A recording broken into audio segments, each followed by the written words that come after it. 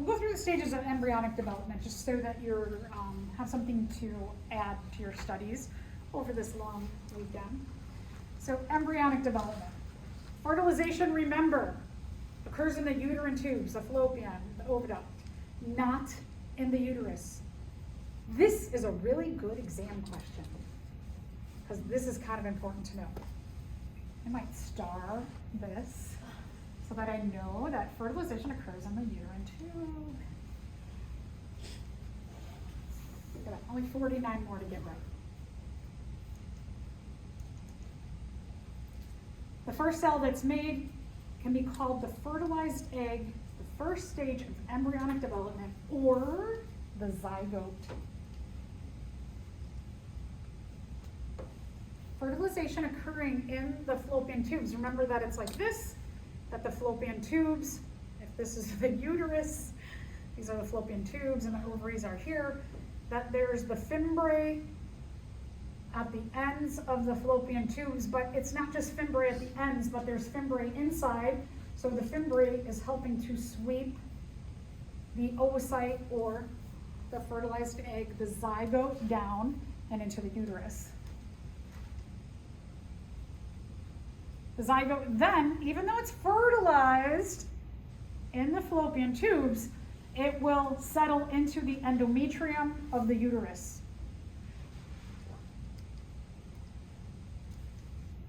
I love this picture, it's so great. So that it shows you that here's ovulation. Here you have the ovulated, not an egg, it's an oocyte right now. When it is fertilized, then we call it the fertilized egg. Goes from oocyte to egg or zygote, happens in the fallopian tube. And then right away from that first cell, the process of cleavage is going to happen because that cell is going to cleave into 2 cells, 4 cells, 8 cells, 16 cells, morula, blastula, gastrula. So that by the time it gets here, it's a pretty well-developed ball of cells.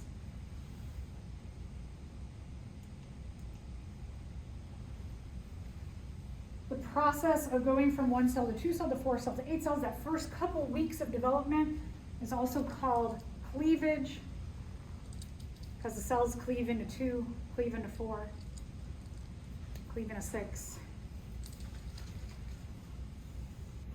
I'm pretty sure a male came up with the term cleavage because when you have 2 cells, and I'll stop there. Eventually the cleavage becomes a solid ball of cells, the morula.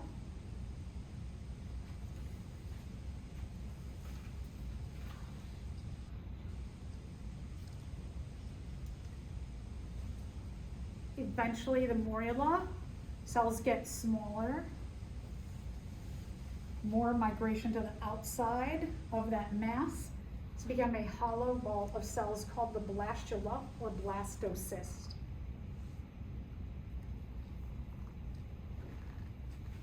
Eventually we get the embryonic disc,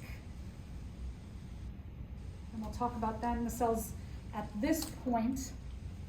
Once we have the blastula, the next step is gastrula or gastrulation, and the cells start to commit to being one of 3 different categories of cells. In addition, that ball of cells are going to, some of them are going to start to commit to being accessories to the actual embryo, meaning that that embryo is going to start to produce things like the umbilical cord, like the amniotic sac, the amniotic fluid. So here again, we've got the morula, solid ball of cells, blastula, you can see hollow ball of cells.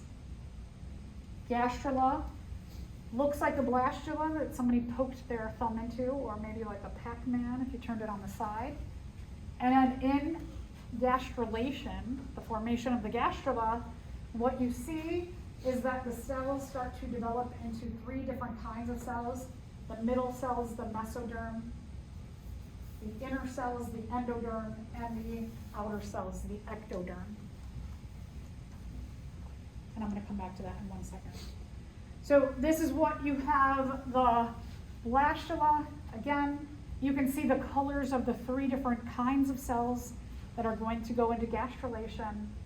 The endometrium, you see that some of these cells are going to start really implanting into the endometrium so that that blood-to-blood connection can be formed between the embryo and the mother. The embryonic disc, it separates into 2 main groups of cells so that one group of cells become the continuing embryo themselves, and the other group of cells, again, start to become those accessory structures, umbilical cord, the amniotic sac, amniotic fluid. The yolk sac. We have a yolk early on, but then that goes away really quickly because the placental relationship happens between the embryo and the mother, whereas like a chicken, for example, that's in an egg by itself, is the developing chick, does it have any source of food from the parent, from the mother in the egg? It's got that hard barrier. So that's why there's a yolk inside of the chicken egg, is because they're going to feed off of that the whole time that they're developing. Whereas we eventually make that placental connection and we don't need that yolk anymore. So that's something that goes away very quickly when we develop. Gastrulation, specialization of the cells into one of 3 categories. They commit specifically to being a group of cells.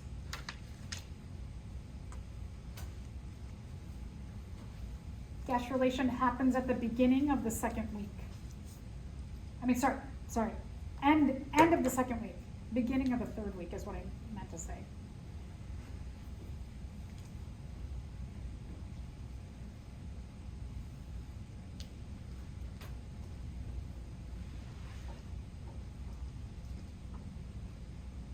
Eventually, gastrulation continues, and as they commit to being different groups of cells, they become different kinds of cells, perhaps tissues, and many of them become specific organs.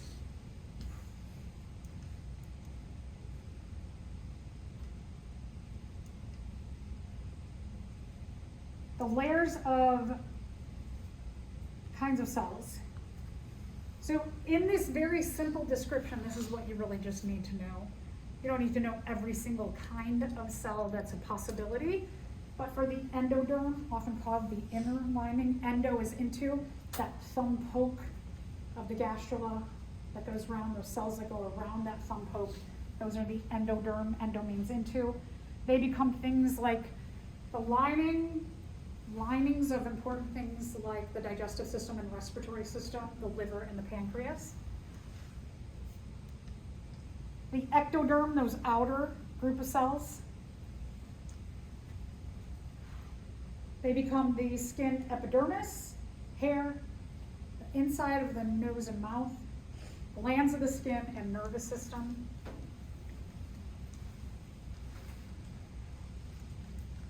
And then the mesoderm, or the middle portion, dermis of the skin, muscle, skeleton, circulatory, gonads, kidneys, outer layers of the digestion and respiratory system. So here's a big commitment of different things.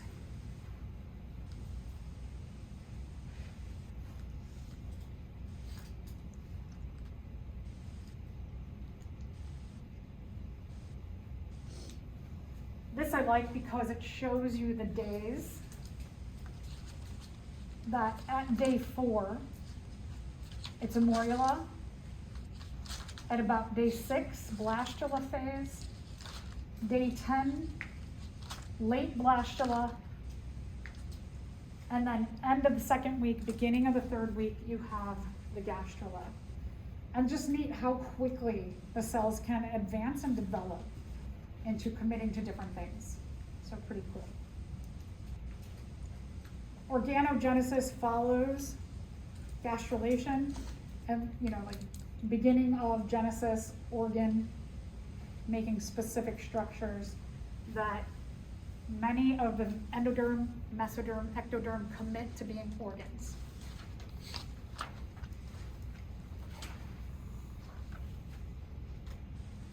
So specialization of cells right at the beginning of the 3rd week. And here's just another way of, I like this illustration too, because it shows you in terms of the development, like what classes of cells these different groups can become. So just another nice visual that you guys don't have, that I will, let me put that up in Canvas, because it's a nice illustration for you all to look at.